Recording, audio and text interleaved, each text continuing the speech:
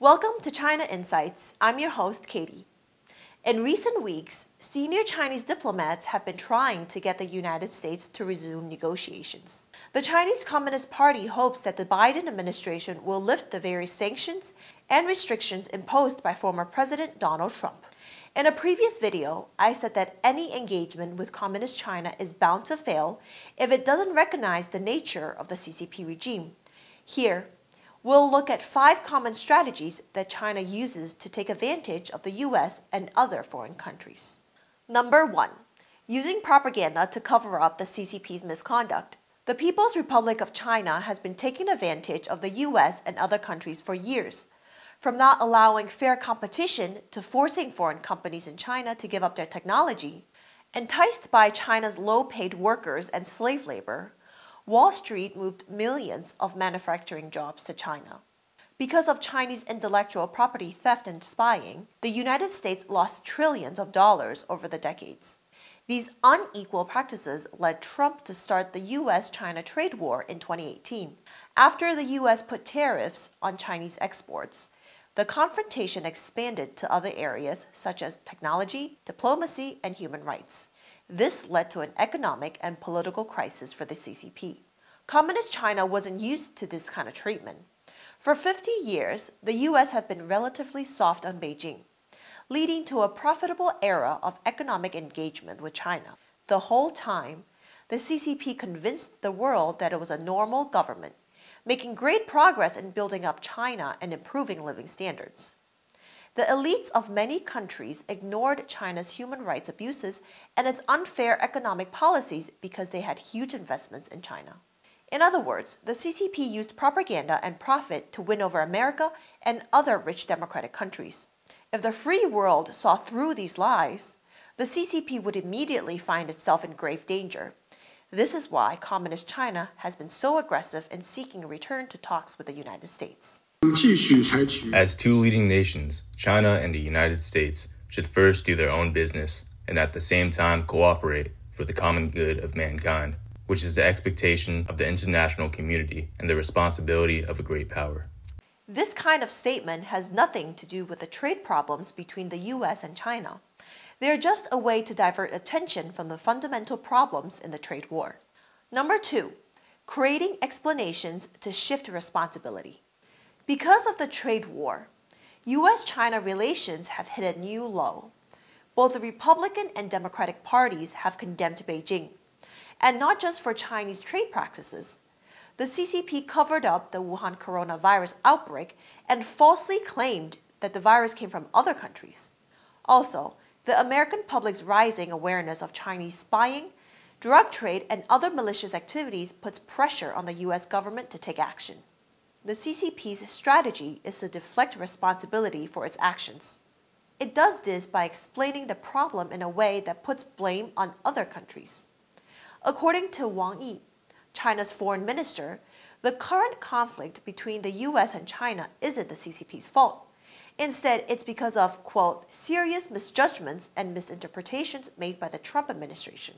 Wang Yi claims that the US introduced various acts that suppressed China, which in turn caused irreparable damage to relations. Shifting responsibility isn't just a tactic the CCP uses to handle foreigners. In the history of Communist China, millions of people have been killed or starved to death in brutal political campaigns. But the Communist Party either denies that these crimes were committed, or it excuses them as so-called mistakes made by a small number of people. The Communist Party must always remain great, glorious, and correct. Otherwise, it would not be able to stay in power. Number 3, hijacking the accepted political and moral norms. Another important method the CCP uses to trick the rest of the world is to pretend that it respects the political and moral values of democratic countries. In reality, it not only ignores these values, but even twists them to serve the Communist Party and its dictatorship. The concept of human rights is a good example. Let's see what Wang Yi has to say about it. China is a country that has always protected and promoted human rights development. China pursues a people-centered philosophy and regards the right to survival and development as the first and foremost basic human rights. Wang Yi also claimed that for the first time in thousands of years, Absolute poverty has been eradicated from the Chinese nation. This includes places like Xinjiang and Tibet, which are so-called models of human rights progress in China. For the CCP, human rights only means the right to food and shelter. Even assuming that the Chinese government has really eliminated poverty, this definition of human rights does little for the millions of people imprisoned in concentration camps. What it is really useful for is tricking both Chinese and foreigners into thinking that China has made progress under the CCP. Number 4, pretending to be weak and unthreatening. There is a famous story from Chinese history. 2,500 years ago, a king called Goujian wanted to defeat a rival kingdom ruled by his mortal enemy, Fuchai. But Goujian's kingdom was too weak. To bring down Fuchai, Goujian became extremely friendly and subservient. He sent his country's most famous beauty, Xi, to serve as Fuchai's royal consort and bribed Fuchai's top ministers.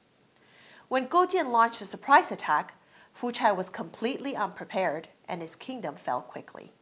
By pretending to be weak and friendly, Goujian gained the trust of his enemy. Today, the CCP uses the same strategy, using women and money to bribe the elites of other countries. It doesn't talk about spreading communism or revolution. Instead, it hopes to bring down the United States from within. Number 5, win-win cooperation and mutual benefit. Win-win cooperation and mutual benefit are two catchphrases Communist China uses to make foreign countries work for the CCP. Through propaganda, shifting responsibility, taking the moral high ground, and appearing weak, Beijing is able to convince governments that it is a partner, not a rival. But this partnership always occurs on Beijing's terms.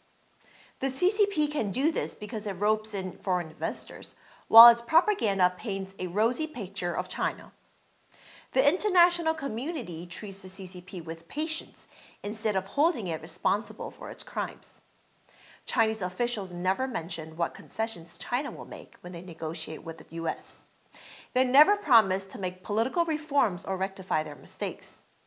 This allows the Communist Party to take in money and technology, which it uses to expand its soft influence and build up its military forces. Win-win cooperation simply means that the Communist Party wins twice. Because of how much manufacturing is now owned by China, it is almost impossible for the world to completely decouple from China. Warfare is out of the question, given the fact that both China and the US are nuclear powers. The only way out for the United States is to target the CCP's own weak points, standing up to human rights abuses in China and making a clear distinction between China and the Communist Party. By calling out the crimes of communism, the United States would weaken the corrupt relationship between the CCP and big business, encourage economic growth at home, and help bring about real change in China. Thank you for watching. If you found this video informative, please like, subscribe, and stay tuned for more China Insights.